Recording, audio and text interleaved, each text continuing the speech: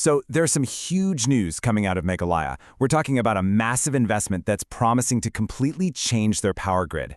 But when you dig just a little bit deeper than those big, shiny numbers, you find a really fascinating paradox. Let's get into it. Okay, so this all kicks off with a massive injection of cash. It's part of a plan called the Revamped Distribution Sector Scheme, or RDSS for short. And the promise here is honestly huge, to fundamentally transform the state's entire power grid. And here it is, the headline number, 900 crore rupees. I mean, just think about that for a second. It's an absolutely enormous figure. The idea is to use this, what they're calling a game-changing investment, to modernize Meghalaya's entire power infrastructure from the ground up. So what are we actually getting for all that cash?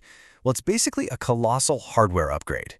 We are talking about 2,600 new transformers, ripping out and replacing almost 4,000 kilometers of old, tired wires, and laying down over 4,000 kilometers of brand new power lines. This isn't a small fix, it's a complete physical overhaul. But here's where that paradox I mentioned kicks in. If this bright, shiny, high-tech future is right around the corner, why are so many people having such a terrible time with their electricity right now? Something just doesn't quite add up. And honestly, this quote just hits the nail on the head. Are we building a better power system for tomorrow while making life hell for consumers today? It perfectly captures that clash between the promise of the future and the very frustrating reality of today. And look, those frustrations are incredibly real. We're talking about power shutdowns that come out of nowhere, electricity bills that are confusingly high, and just this general feeling of getting really poor service.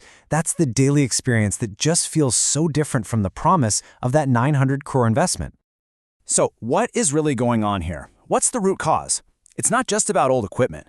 You can actually break the whole problem down with a really simple but super powerful analogy. It's a failure of both hardware and software.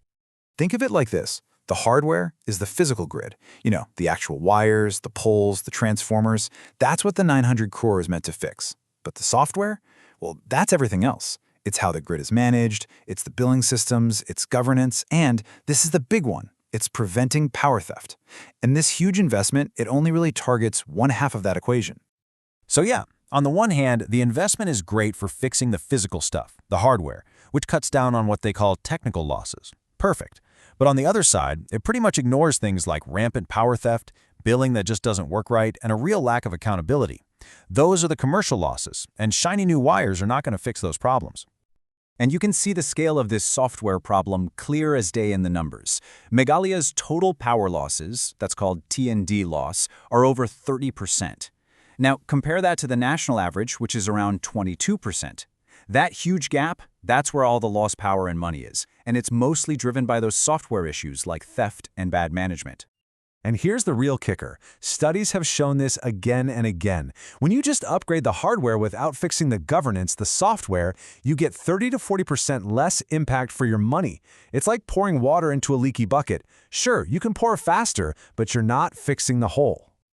So this all leads to a pretty big question. If the investment might not even be as effective as it looks, where is all this money actually coming from? Well, the answer is pretty revealing.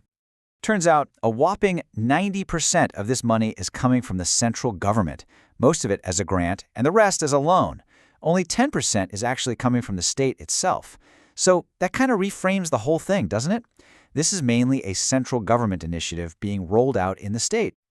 Okay, so knowing all this, we get to the most important part.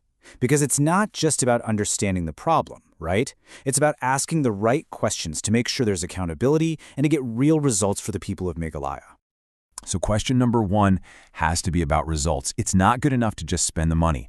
What is the specific, measurable target for reducing that 30+% T&D loss? And maybe even more important, how is that target going to be enforced? What happens if it's not met? Which brings us to a really simple test. We need a clear benchmark for success. So let's just put a date on it. December 2026. Will people see a real difference by then? Will those power losses be down? And will regular folks see a real decrease in their bills? Because that's the only measure that truly matters. And all of that brings us to one final, really critical question. One that cuts through all the complexity and gets right to the heart of this whole hardware versus software dilemma.